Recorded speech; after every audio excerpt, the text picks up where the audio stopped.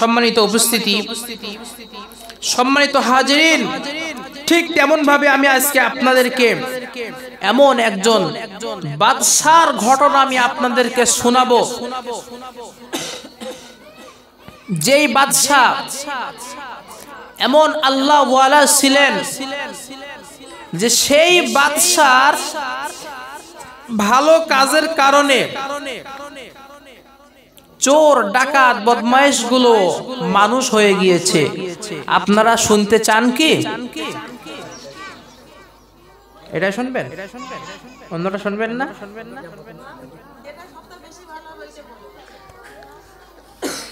ভালো কোনটা হবে আর খারাপ কোনটা হবে? সবই ভালো, কোরআন হাদিস সবই ভালো, ঠিক আছে? আপনি যদি দিল দিমাগ ধ্যান দিয়ে কথাগুলো শোনেন আপনার ভালো লাগবে। যদি আপনি সামান্য একটু শুনলেন, ধ্যান আবার অন্যদিকে দিলেন, আবার নিয়ে আসলেন, তাহলে আপনি শুনে এনার্জি পাবেন না, ঠিক কিনা? কথা ভুল বলছি? ভুল বলছি কথা?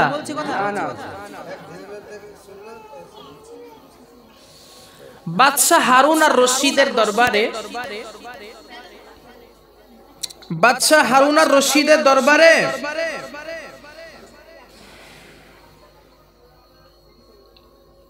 তালা লাগিয়ে বাদশাহ হারুন আর রশিদ তিনি রাজমহলে গিয়ে রাতে ঘুমালেন।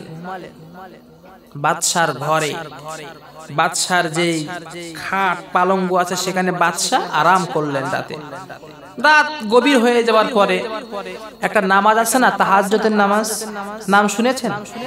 পড়েননি? কারা কারা হাত তোলেন তো? জি, পড়েননি? কারা কারা হাত তোলেন? মানে সবাই পড়েছেন? আমি বলেছি যে পড়েননি কারা হাত তোলেন? আচ্ছা, হাত নিচে নামান, মাশাআল্লাহ। তাহাজ্জুদের নামাজটা হলো রাতের শেষ ভাগ, ওই যে ফজরের আজান হয় না, ফজরের আজানের আগ দিয়ে একটা সময় থাকে, ওই সময়টা হলো তাহাজ্জুদের সময়। ওই সময় যদি কোনো ব্যক্তি, আপনাদের ঘুম ভেঙে যায় কিনা? রাত ধরেন 2টা 1টা 1:30টার দিকে ঘুম ভেঙে যায় না? ওই সময় যদি কোনো ব্যক্তি উঠে, ঘুম থেকে উঠে উজু করে নামাজে দাঁড়িয়ে 2 রাকাত নামাজ পড়ে, 2 রাকাত করে, 2 রাকাত 4 রাকাত 6 রাকাত 8 রাকাত, যে কয় রাকাত পড়ে রাখেন, সর্বনিম্ন 2 রাকাত পড়ে যদি ওই ব্যক্তি আল্লাহর কাছে দোয়া করে, হে আল্লাহ, আমার স্বামী আমার সাথে ভালো ব্যবহার করে না, আমার সন্তান সে ভালো ব্যবহার করে না, আমার স্ত্রী দিনদার নয়, স্ত্রী আমার সাথে ভালো ব্যবহার করে না, যেই উদ্দেশ্যে দোয়া করবে ওই দোয়া আল্লাহর দরবারে কবুল হয়ে যাবে। জোরে বলেন সুবহানাল্লাহ। এজন্য তাহাজ্জুদের নামাজ আমরা পড়বো ইনশাআল্লাহ। তো বাদশাহ হারুন আর রশিদ তিনি ঘুমিয়ে আছেন, তাহাজ্জুদের নামাজের সময় হয়ে গিয়েছে। তাহাজ্জুদের নামাজ আদায় করার জন্য, তাহাজ্জুদের নামাজ আদায় করার জন্য বাদশাহ হারুন আর রশিদ তিনি উঠলেন।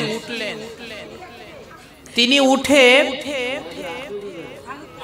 তাহাজ্জুদের নামাজ পড়ার জন্য তিনি উঠে উজু করতে গেলেন।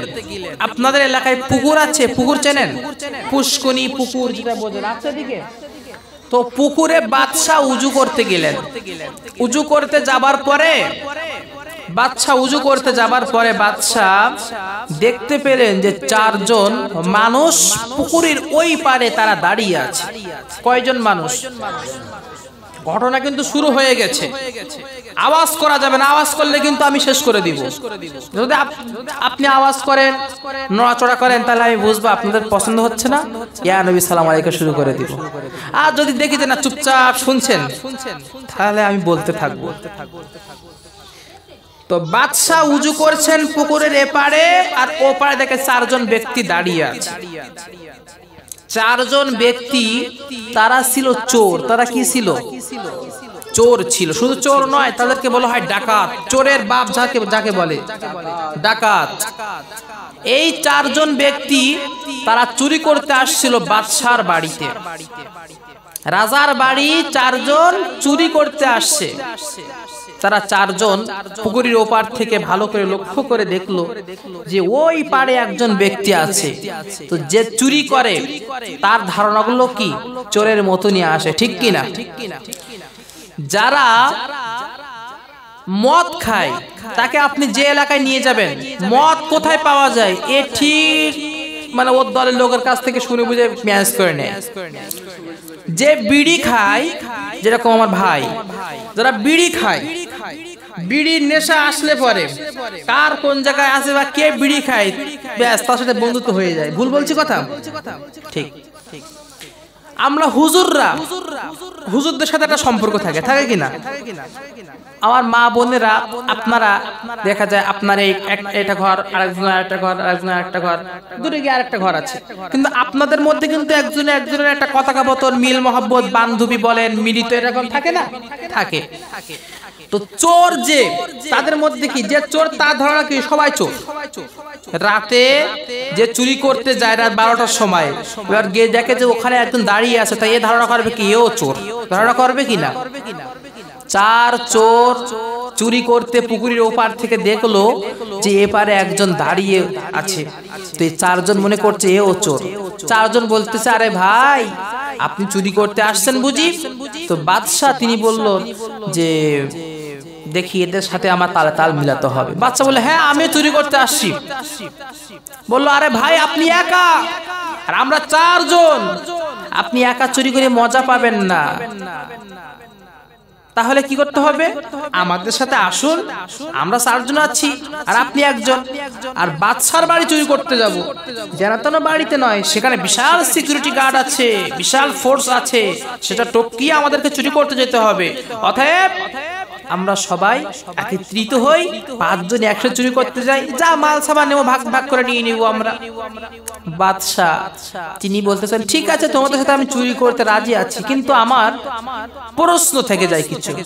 বলেন ভাই কি প্রশ্ন? এরা কিন্তু জানে না যে এটা বাদশাহ। জোরে বলেন সুবহানাল্লাহ। বাদশাহ বললেন তোমাদের কি কেরামতি আছে? তোমরা যে বিশাল বাদশার বাড়ি চুরি করতে আসছো, তোমাদের কি কেরামতি আছে জানো? এখানে গেলে তোমরা আটকা পড়ে যাবে। বাদশার জবাবে চার চোর বলতেছেন, চার চোরের মধ্যে এক নম্বর জন বলতেছে এ ভাই আমাদের কেরামতি সম্পর্কে তোমার কোনো ধারণা নেই। মানে আমার কেরামতি হলো আমি যখন পথ দিয়ে যাই রাতের আধারে ঘর বাড়ি পাহারা দেয় কি? কুকুর পাহারা দেয় না? আমি কুকুরের ভাষা বুঝি, কুকুর হাউ হাউ করে যা বলে আমি সেটা বুঝে আমি আমার ভাষা দিয়ে কুকুরকে বুঝিয়ে কুকুরকে শান্ত করে দেই। ভাই তাই যাক, তারে তো চুরি করতে গিয়ে প্রথমে একটা ভয় আসে, কি কুকুরই ভয় আসে না? সেটা আর ভয় নেই। আর তোমার কেরামতি কি? দ্বিতীয় জন বলতেছে আরে ভাই আমার কেরামতি হলো আমি যে ঘরে যাই ঘরে তালা মারা থাকে কিনা, আমি এরকম তালি দিলে তালা খুলে যায়। কয় তাই? তোমার তো বিশাল কেরামতি। যাক, তিন নাম্বার জনকে বলা হলো তোমার কি কেরামতি? আমার কেরামতি হলো আমি রাতের আধারে যা দেখি দিনেও তাকে দেখি।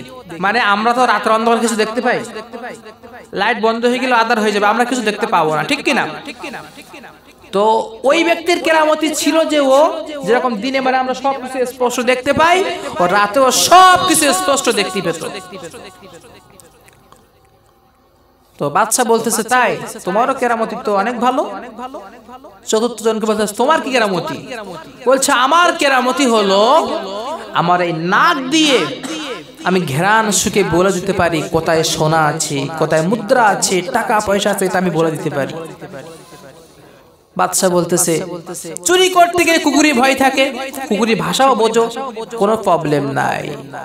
তালা ভাঙা ভাঙির একটা ব্যাপার থাকে, তালা যদি হাতের তালিতে খুলে যায় আর কোনো প্রবলেম নাই। 3 নাম্বার জনকে বাদশা বলতেছে যে তুমি রাতে যাকে দেখো দিনে তাকে চেনো, আর কোনো প্রবলেম নাই, তুমি রাতের অন্ধকারে লাইট জ্বালালে তো বাদশার লোকজন তো আমাদেরকে আচ্ছা মতন কিলাবে, তাহলে আমরা রাতের আধারে মোটামুটি তুমি মাল সামান কোথা আছে বলে দেবা, আমরা সব কাট্টি করে নিয়ে নেব। তোমারও কেরামতি ভালো, 4 জনের কেরামতি তো অনেক ভালো, তুমি ঘেরান নিয়ে বলে দিতে পারো কোথায় কি আছে। তো বাদশাকে এবার 4 জন বলতেছে আরে ভাই আমরা 4 জনের 4 রকম কেরামতি নিয়ে বাদশার বাড়ি আসছি, আর তুমি একা এসেছো এখানে, তোমার কি কেরামতি আছে নাকি? ধরা পড়ে গেলে তোমার তো আচ্ছা মতন কিলা, তো আমরা এসেছি বলে বেসে গিয়েছো। বাদশা বলতেছে হ্যাঁ আমারও একটা কেরামতি আছে। কি কেরামতি? বাদশার মুখের এখন চাপ দাড়ি ছিল। বাদশা বলল যে আমার যে দাড়ি দেখেছো না, হ্যাঁ এই দাড়ি যদি আমি এরকম ডান দিকে হেলাই, তো কারো যদি ফাঁসি থাকে, ফাঁসি যে ফাঁসির অর্ডার থাকে না, দেখবেন ওই যে আরজি কলেজে ধর্ষণ হয়েছিল, সেটা এই যে একজনকে অ্যারেস্ট করা হয়েছিল, এই যে কিছু জায়গায় নিউজ দেখছি তাকে ফাঁসি দেওয়া হবে, তো ফাঁসির রায় দেয় না।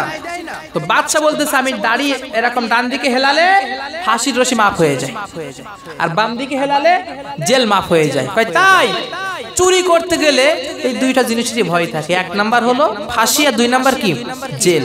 জেলটা তো হবেই, আর ফাঁসি হতেও পারে বাদশার বাড়ি চুরি করতে যাচ্ছে। এই 2টা জিনিস যেহেতু তোমার মধ্যে আছে, তুমিও একটা কেরামতি আছে তোমার, যেহেতু তুমিও আমাদের সাথে আছো, কোনো প্রবলেম নাই, চলো চুরি করতে যাই। 5 জন তারা চুরি করতে যাচ্ছে।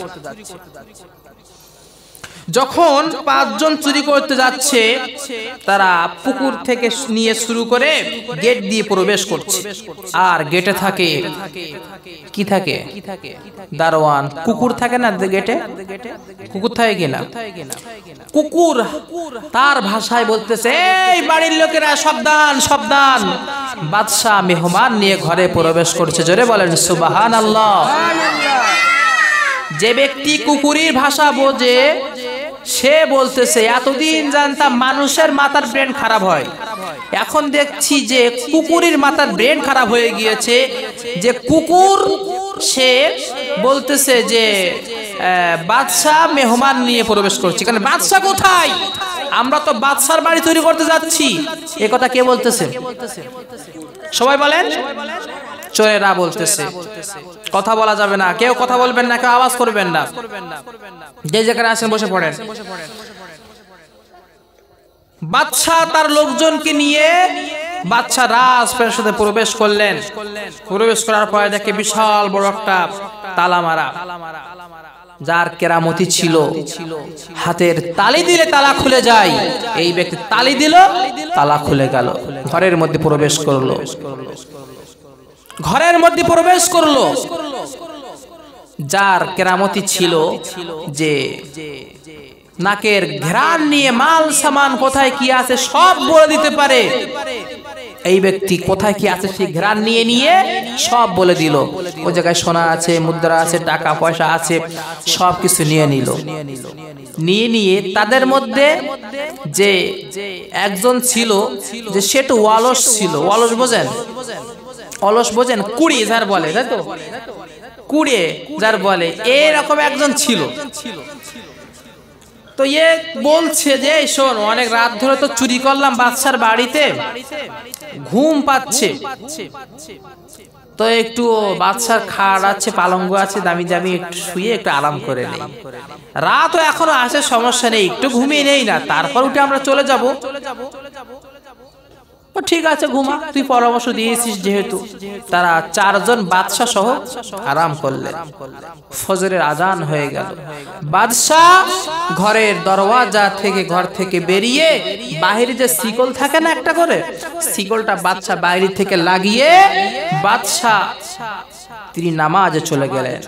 নামাজে গিয়ে নামাজ পড়লেন। নামাজ পড়ে বাদশাহ এবার রাজপ্রাসাদে গেলেন, যেখানে বিচার হয়। সেখানে বাদশাহ গেলেন। সেখানে গিয়ে বাদশাহ তার চেয়ারে বসলেন। বিচার শুরু হবে। বিভিন্ন মানুষ বিভিন্ন বিচার নিয়ে আসছে। বাদশাহ সেখানে বসে বিচার করছেন। বাদশাহ তিনি ডাক দিয়ে তার পুলিশ প্রশাসন তাকে ডাক দিয়ে বলেন, এই পুলিশ বাহিনী, যাও আমার রাজপ্রাসাদে, আমার ঘরে সেখানে 4 জন চোর আছে, তাদেরকে হাতে হ্যান্ডকাফ দিয়ে তাদেরকে আমার সামনে হাজির করো। 4 জন তো ঘুমাচ্ছে, হুঁশ নাই। সকাল হয়ে গিয়েছে, হুঁশ নাই। যদি কোনো ব্যক্তি একটু পরিশ্রম করে, ক্লান্ত হয়ে যায়, ওই ব্যক্তি যখন ঘুমায় আর কি হুঁশ থাকে ভাই? হুঁশ থাকে কি? আপনারা যারা কাম কাজ করেন, সারাদিন কাম কাজগুলো করেন, রাতে ঘুমালে দেখবেন মানে এমন ঘুম দিয়ে দেন যে সকাল 8টা 9টা 10টা, কোনো সময় 11 12 1টা হয়ে যায়, যায় কি না? হুঁশ হয় না। কারণ আপনারা কি করেন? ক্লান্ত পরিশ্রমিক, যার কারণে ঘুমালে আর হুঁশ থাকে না। তো তারা সারা রাত চুরি করেছে আর হুঁশ নাই তাদের। এক পর্যায়ে কি করলো? 4 চোরকে তাদের বাদশার পুলিশ এসে দরজা খুলে দেখে 4 চোর ঘুমাচ্ছে। তাদেরকে ডাকা হলো। তারা 4 জন উঠে গেল। তারা বলতেছে, ভাই আমরা তো অ্যারেস্ট হয়ে গেলাম, কিন্তু 4 জন, সে আরেকজন কই? সে মৌলভী সাহেব কই? সে মনে হয় পালিয়েছে। যাই হোক, সালাবউদ্দিন পালিয়েছে। তারা মনে মনে ধারণা করছে, কিন্তু ধারণার কতটুকু? ওরা তো জানে সে পালিয়েছে তো পালিয়েছে। এখন তো আমরা বাদশা বাড়ি চুরি করতে এসেছি, এখন তো আমাদের কি হবে? জেল তো হবেই হবে, বরং ফাঁসির রশিও আমাদের গলায় ঝুলতে পারে। আর বউ শরীফের মুখ আর দেখা যাবে না। কি কান্না করছে গো। এক পর্যায়ে কি হলো? বাদশার দরবারে যে সময় তাদেরকে নিয়ে যাওয়া হলো, এরা তো আর বাদশার মুখ চেনে না, কিন্তু বাদশার মুখ একজন চেনে। কে চেনে বলেন তো? যে রাতের আধারে দেখেছে এবং দিনেও তাকে কি করে? শনাক্ত করতে পারে, চিনতে পারে। এই ব্যক্তি ঠিক বাদশাকে চিনতে পেরেছে। যে সময় 4 জনকে হাতে হ্যান্ডকাফ দিয়ে বাদশার সামনে আনা হলো। বাদশা চেয়ারে বসে আছে, বিচার করবে। এমন তো অবস্থায় এই যে ব্যক্তি রাতের আধারে যাকে দেখে দিনেও তাকে চিনতে পারে, এই ব্যক্তি মিসকি মিসকি হাসছে। আর 3 জনের মনটা খারাপ, কিন্তু হাসছে। কারণ রাতে তো আমরা চুরি করেছি 4 জন নয়, চুরি করেছি কয়জন? 5 জন আমরা চুরি করেছি, কিন্তু এখানে আমরা অ্যারেস্ট করেছি কয়জনকে? 4 জনকে। 3 জনের মন খারাপ। তারা তার বাচ্চা দিয়ে তো বাচ্চাকে চিনতে পেরেছে যে আমরা তো গতকালকে বাচ্চাকে নিয়ে চুরি করেছি।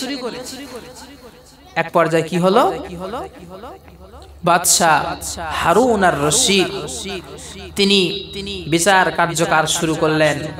বিচার কার্যকর শুরু করে বললেন, তোমরা পৃথিবীর এমন একজন ব্যক্তির বাড়ি চুরি করতে এসছো, যেই ব্যক্তি এই দেশের প্রেসিডেন্ট, এই দেশের সরকার প্রধান, এই দেশের বাদশাহ। তোমাদের ছাড় হবে না, তোমাদের সকলকে এখন ফাঁসির রশি গলায় ঝুলতে হবে। তাই ফাঁসির রশি আমাদের গলায়। কান্না শুরু হয়ে গিয়েছে, কান্না শুরু হয়ে গেছে। এতক্ষণ মনটা খারাপ ছিল, হয়তোবা জেল হবে 2 মাস 5 মাস 6 মাস পরে তো বোর মুখটা আবার দেখতে পাবো। হাগো তোমার জন্য চুরি করতে গেলাম, আবার ছাড়া পেয়েছি, তুমি কিছু মনে করো না গো, এরকম তো বলে বোর মন আবার জয় করে নেব। কিন্তু মন জয় তো করা হবেই না, মুখও দেখা হবে না, ধারের কাছেও যাওয়া হবে না, ডাইরেক্ট ফাঁসি, ডাইরেক্ট কবর। কান্না শুরু করে দিয়েছে 3 জন। কিন্তু এই বেচারা এ হাসছে, এর হাসি বন্ধ হয় না। এ ডাক দিয়ে বলতেছে, বাদশাহ ফাঁসির রশি তো আপনি দিলেন, আমার একটা কথা আছে গো। কি কথা? বাদশাহ সব কিছু মেনে নিলাম, আপনি আমাকে ফাঁসি দিবেন, আমাদেরকে সব মেনে নিলাম, কিন্তু আমার একটা কথা। কি কথা? বাদশাহজি, গতকাল রাতে চুরি করেছি, এখানে 1 জন 2 জন নয়, আমরা 5 জন ছিলাম। একজনের কেরামতি ছিল, সে কুকুরের ভাষা বুঝতো, সে কুকুরের ভাষা বুঝতো। এখানে আওয়াজ করা যাবে না, ভিডিও হচ্ছে। বাবুকে ঠান্ডা করো, ঠান্ডা করো। বাদশাহকে বলতেছে, এখানে যে প্রথম ব্যক্তির কেরামতি ছিল, সে কুকুরের ভাষা বুঝতো, সে ঠিক তার কেরামতিকে সে প্রকাশ করেছে। দ্বিতীয় জনের কেরামতি ছিল হাতের তালি দিলে তালা খুলে যায়, সেও ঠিক তার কেরামতিকে প্রকাশ করেছে। তৃতীয় জনের কেরামতি ছিল যে নাকের ঘ্রাণ নিয়ে মাল সামান কোথায় আছে এটাও প্রকাশ করেছে। চতুর্থ জনের কেরামতি ছিল রাতের আধারে যাকে দেখে দিনেও তাকে চিনতে পারে। ও বাদশাহ, সেই চতুর্থ জন তো আমি, সেই চতুর্থ জন আমি। রাতের আধারে আমি আপনাকেও দেখেছি, দিনের আলোয় আমি আপনাকে দেখতে পেয়েছি। বাদশাহ, চুরি আমরা 4 জন করিনি, চুরিতে আপনিও শামিল ছিলেন, অতএব এই চুরিতে আপনিও শামিল ছিলেন। আজ এই চুরির কেরামতি আমি আপনাকে জানালাম। বাদশাহ বললেন, বেশ ভালো। এতক্ষণ কিন্তু এই 3 জন জানতো না। জানতো কি? 3 জন এবার একটু ঝেড়ে দাঁড়িয়েছে। যাক, বাদশাহর সাথেও আমরা চুরি করলাম রাতে। তারপরে তারা 4 জন একসাথে বলতেছে, বাদশাহজি, 4 জনের 4 রকম কেরামতি আমরা প্রকাশ করে দিলাম, আপনার কেরামতি কি আপনি প্রকাশ করবেন না বাদশাহজি? বাদশাহ বলতেছে, আমার কেরামতি তোমরা 4 জন যেহেতু প্রকাশ করেছো, তাহলে আমারও কথা দেওয়া ছিল, আমাকেও তো আমার কেরামতি প্রকাশ করতে হবে। বাদশাহ দাড়ি ডান দিকে হেলিয়ে ফাঁসির রশি মাফ করে দিল, বাম দিকে হেলিয়ে জেল মাফ করে দিল। দুনিয়ার মুসলমানদেরকে আল্লাহ রব্বুল আলামিন ডাক দিয়ে বলেন, সামান্য দুনিয়ায় চুরি করতে গিয়ে জেল, ফাঁসি, তোমার ফাঁসি হবে, তোমার মৃত্যুদণ্ড হয়ে যাবে, তুমি কিছুক্ষণ পরে মারা যাবে। এটা যদি সামান্য দাড়ি হেলিয়ে মাফ হয়ে যায়, দুনিয়ার বাদশাহ তার মধ্যে যে দয়া মায়া, সেটা আমি আল্লাহর দয়া 100টা ভাগ করে 1টা ভাগের 99 ভাগ দুনিয়ার মানুষ সকলকে দিয়েছি। তার মধ্যে বাদশাহ ও সীমিত, বাদশাহ তার মধ্যে রহিত। সেই বাদশাহ আমি আল্লাহর 99টা ভাগ করে 1 ভাগের 99 ভাগের মায়ার একজন বাদশাহ যদি ফাঁসির রশি মাফ করে তোমাদেরকে হায়াতকে তোমাদের লং করে দিতে পারে, তাহলে ও দুনিয়ার মানুষ হাজার গুনাহ করো না কেন, হাজার তুমি ইবাদত থেকে মাহরুম থাকো না কেন, যদি তুমি আমি আল্লাহর ইবাদত আর বান্দিগিতে তুমি মাশগুল থাকো, নামাজে দাঁড়িয়ে একটু আমাকে বলো, আল্লাহ 5 ওয়াক্ত নামাজ সময় মতন পড়তে পারিনি, জীবনে অনেক অন্যায় করেছি, অনেক কিছু খারাপ কাজগুলো করেছি, আল্লাহ তুমি মাফ করে দাও, তুমি রহমান, তুমি রহিম, তুমি হান্নান, তুমি মান্নান, তোমার গফফার নামের খাতিরে ওগো আল্লাহ তুমি আমাকে মাফ করে দাও, মাফ করে দাও। আল্লাহ রব্বুল আলামিন বলেন, বান্দা যখন এই দোয়া করে, এই দোয়া আল্লাহ পাক কবুল করে নেন। জোরে বলেন সুবহানাল্লাহ, আরো জোরে বলেন সুবহানাল্লাহ।